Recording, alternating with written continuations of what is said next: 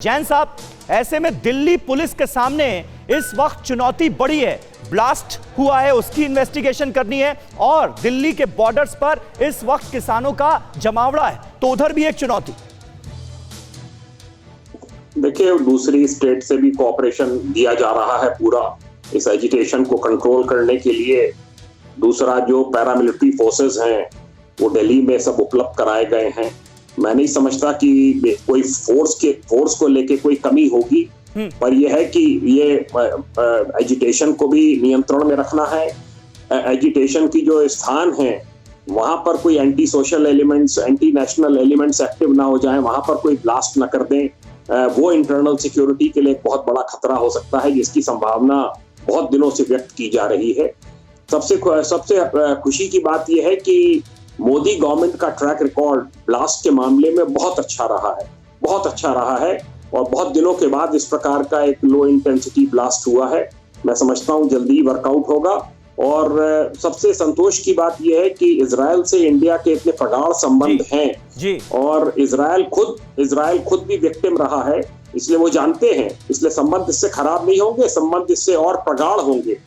बिल्कुल इसमें कोई शक नहीं है कि संबंध और प्रगाढ़ होंगे। आप सही बात कर रहे हैं, इससे संबंधों पर असर नहीं पड़ेगा। और देखिए, इजरायली पीएम बेंजामिन नेतन्याहू ने कैसा भरोसा जताया कि भारत की जो सुरक्षा एजेंसियां हैं वो जल्द ही जांच करके नतीजे पर पहुंचेंगी, दोषी बख्शे नहीं जाएंगे और इजरायली दूतावास की सुरक्षा का जिम्मा पूरी तरह से हिंदुस्तान की सुरक्षा एजेंसियों के हाथ में है। ये भरोसा भी जताया गया। आप तस्वीरें देख रहे हैं धमाके वाली जगह पर। इस वक्त सुबह एक बार फिर जांच टीम पहुंची है, मौके का मुआयना किया जा रहा है और जांच वाली टीम जो है वो धमाके वाली जगह पर पहुंचकर सारे सबूत खंगालने की कोशिश कर रही है। तो इस वक्त एक बड़ा सवाल यह भी है कि अब इस धमाके की जांच कौन करेगा। जितेंद्र, इसको लेकर कोई जानकारी? अच्छा, जितेंद्र जो है उनसे हमारा संपर्क इस वक्त टूट गया है। मनीष, क्या आने वाले वक्त में एनआईए को भी इन्वॉल्व किया जा सकता है? एनआईए इस मामले की जांच करेगी, ये संभावना है क्या? देखिए, हालांकि अगर मैं कहूं कि आधिकारिक तौर पर अभी दिल्ली पुलिस की स्पेशल सेल की टीम जांच कर रही है, लेकिन बाकी दूसरी जो एजेंसियां हैं जिसमें एनआईए भी शामिल है और इसके अलावा कुछ जो हमारी दूसरी एजेंसी है यानी रॉ और आईबी की तरफ से भी कोऑर्डिनेशन की जा रही है, ताकि एक एक सुराग जो है इसमें खंगाला जा सके।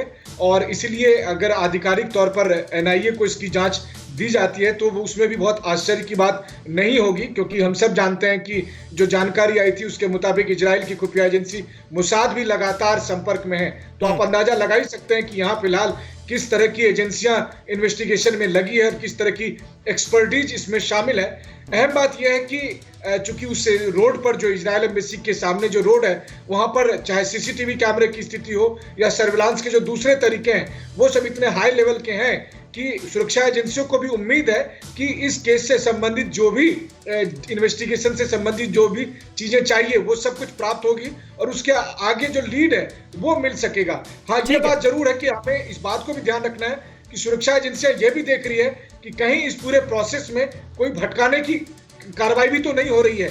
यानी कि बहुत सारे जैसे आप देखिए, लेटर भी है, पिंक दुपट्टा भी है, और लेकिन जो टाइमिंग है वो इजराइल इंडिया के जो फ्रेंडशिप है उसके 29 ईयर की एनिवर्सरी है। तो बहुत सारी ऐसी बातें हैं जो कई एंगल को दिखाती हुई यहाँ पर दिख रही है। बिल्कुल सही आप कह रहे हैं मनीष। और प्रोफेसर राजन कुमार, मैं आपसे यहाँ पर इस बात का जिक्र करना चाहूंगा, क्योंकि देखिए, आज की तारीख में हिंदुस्तान की जो विदेश नीति है वो शानदार है। तमाम मुल्कों से हमारे अच्छे रिलेशन हैं, चाहे वो इजराइल हो या ईरान। ये दोनों आपस में तो दुश्मन हैं ही, लेकिन इजराइल से भी हमारी दोस्ती है और ईरान से भी हमारे मैत्रीपूर्ण संबंध हैं।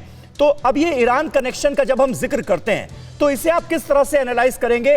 उस लेवल पर अगर हम जाकर सोचें, ईरान क्या इस हद तक जाएगा कि भारत में जो एम्बेसी है इजराइल की उसको निशाना बनाया जा सके? देखिए समीर, आपने बहुत ही महत्वपूर्ण सवाल पूछा है और एक जो शक जाता है, यह भी जाता है कई बार कि कहीं ऐसा तो नहीं कि जो ईरान और भारत के अच्छे संबंध हैं, और यह संभावना बताई जा रही थी कि जो बाइडेन जो अभी न्यूक्लियर डील फिर से रीस्टैब्लिश करेंगे ईरान के साथ, उसके बाद कहीं जो उसमें भारत एक इंपॉर्टेंट रोल प्ले कर सकता था। तो यह भी इस पे देखना पड़ेगा कि कहीं ऐसा तो नहीं कि कोई ऐसा एलिमेंट हो जो कि भारत और ईरान के रिश्ते खराब करने की कोशिश कर रहा हो, क्योंकि उनको लगता है कि इस दिन की जब भी घटना होगी तो वो शक की सुई सबसे पहले सुई वो ईरान की तरफ जाएगी।